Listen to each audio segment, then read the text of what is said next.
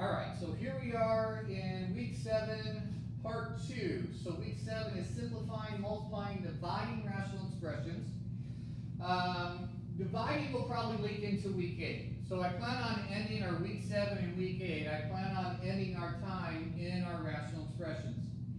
And what we're going to do for these next few weeks is really get back to our factoring of our trinomials and binomials and just getting a whole lot of math in.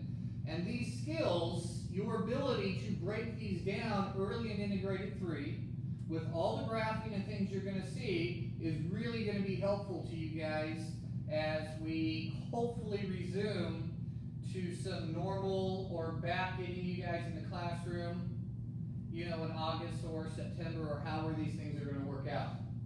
Okay? This doesn't change.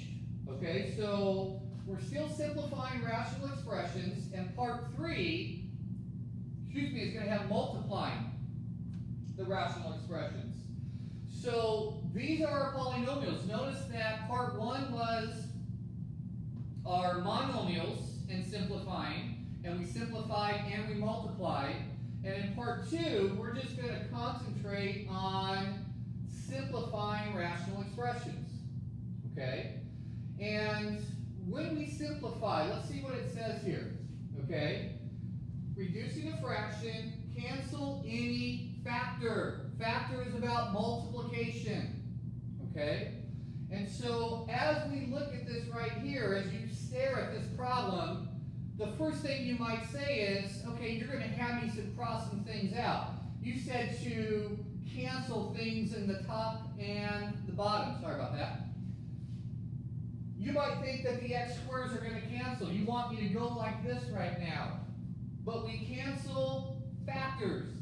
This is an addition problem. We will never cancel this right here. Okay? That is a yes, because it's part of multiplication. This is addition. So what we have to do is we have to go into our factoring, which means how do we do trinomials? GCF, make a diamond. And how do we do our binomials? GCF, difference of squares. Now, I'm not really going to review any of the factoring here. So you want to go back and you want to pull out your factoring sheet. You can go back to the notes we've taken or help yourself by using the internet. I'm not really testing you on factoring, okay? I am testing you on simplifying rational expressions. If you want any help with the factoring, please text me or email me and say you're having trouble with the factoring. But if you listen to what I said, with a math app or whatever, I don't really necessarily want you to get that help. But if you're struggling with a problem, I don't want you to not do these problems because you can't remember how to factor. By the way, I've given you some really nice problems that are pretty simple to do. Okay? But what I'm saying is, if you need the help of an app, I do not want you not to do the problems because you don't know how to factor anymore. I am teaching you how to simplify. Okay? So, there's going to be some notes and things we relay on these problems. You got about 5 examples we're going to talk about. So let's get started. Once again, hit the pause button and go ahead and maybe get the problem written down or get all your examples written down while you have it paused if you can see it on your screen. But I'm going to go ahead and get started. So let's look at problem 1. Okay? We have a trinomial and we have a binomial.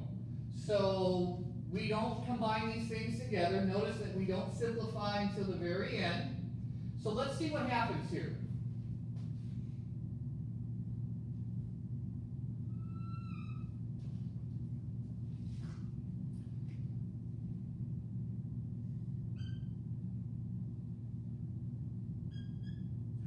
Let's see here.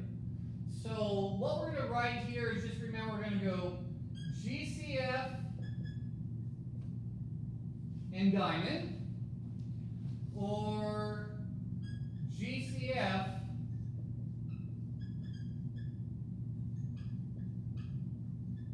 and difference of squares.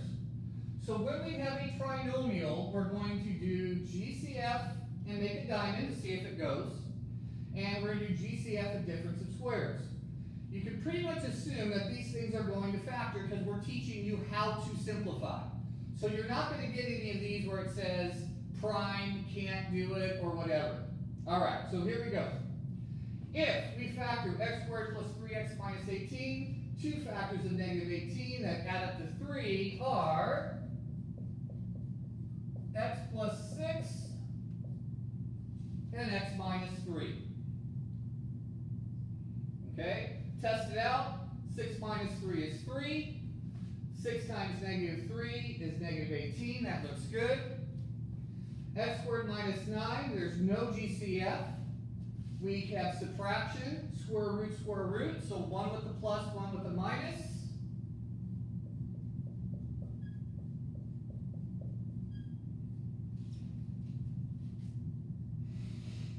So I am factored. And so what we're going to do here is we're going to cancel. And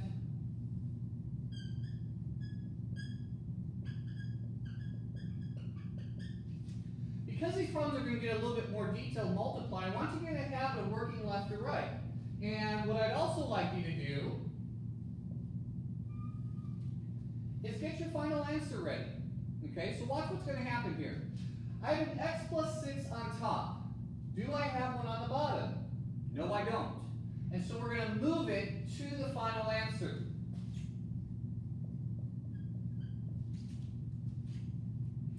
And when I do that, okay, when I make that move, I'm just going to go like this, because I'm working the top from left to right. Okay, don't worry about the bottom. Work the top from left to right. Now, I have an x minus 3 on top. I have an x minus 3 on the bottom. And so anything on top with anything on the bottom, we cancel.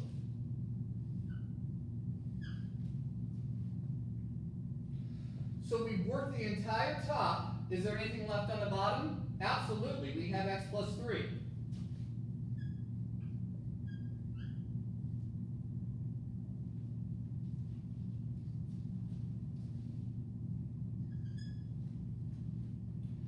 Okay, so we've accounted for everything. We've got nothing left over at this point. And so we ask ourselves, look at, they don't cancel each other out. You will never ever cancel again. So I would accept this as a final answer. Okay, so I accept this as a final answer, but the question would be, do you really need parentheses? And the answer here is probably no, so you'd be kind of allowed to do this.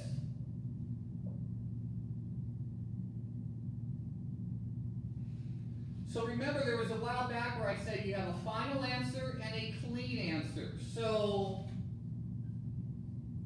this is an answer that I would accept. That's what I call a final answer. But if you're to look at the answers that I'm going to give you, if you're to look on the internet or the back of the book or whatever you would do, you would see that the parentheses have been removed and you are done. Don't start canceling the x's. Don't say 6 divided by 3 is 2. Okay? These are addition problems. And so once you get to the final answer, you will never cancel again. Canceling only takes place here. You don't do this, and you don't do this. Okay? There's only one area where that happens. Okay? All right, let's go ahead and move to example 2. So here we go. We have two trinomials. I think it's safe to say that there's no GCF.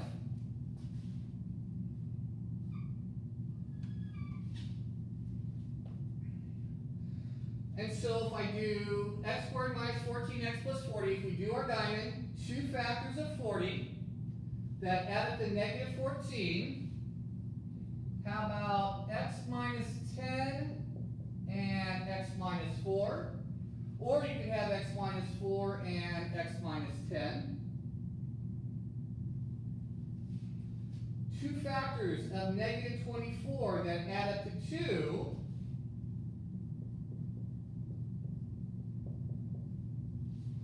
Could be x minus 4 and x plus 6. Or the other way around. But the 4 needs to be negative and the 6 needs to be positive. Why? 6 minus 4 is 2. Negative 4 times positive 6 is negative 24. So they're not both minuses, they're not both plus. It has to be negative 4 and positive 6.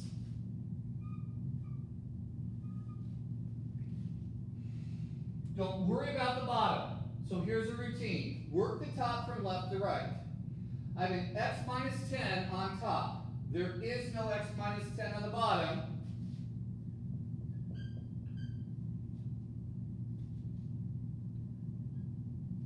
We move it. I have a factor. Remember, this is multiplication, so that's why I keep using the word factor. Okay? This is addition. I have an x minus 4 on top. I have an x minus 4 on the bottom. And those are gone. Okay? Once you work the top all the way from left to right, whatever's left over on the bottom simply moves to the final answer.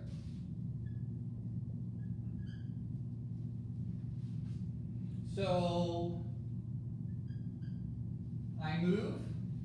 I've accounted for everything inside the problem. So my answer is simplified x minus 10 times x, over x plus 6. My final answer. My clean answer, since there's no numbers here,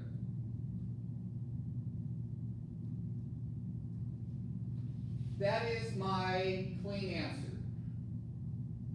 Okay, so remember what this means, okay? Or let me tell you what it means. X is a number that we don't know, right? X is a variable. So what this is saying is, if we let x equal 3, you and I pick 3. We get to pick whatever number we want.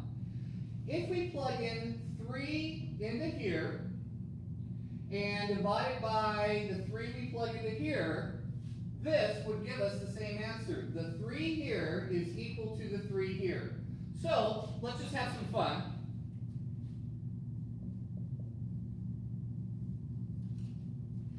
If we let x equal 3, it would be -7 over 9. Okay, so if we let x equal 3, it'd be -7 over 9, and 3 plus 6, that doesn't reduce. I can guarantee you that if you put in a 3 here, okay, you will get -7, and you will get 9. So this is why, of course, we're using the word simplified. This would be a lot easier to work with. Say I was going to have you plug in a bunch of numbers. Say I was going to make you pick 10 x's and plug them in. Say we wanted to graph what a picture of this might look like. Okay? Say we were going to do that. It'd be a lot easier to put x's in and solve for y, possibly, than it would be to here. So that is our simplify. All right. So let's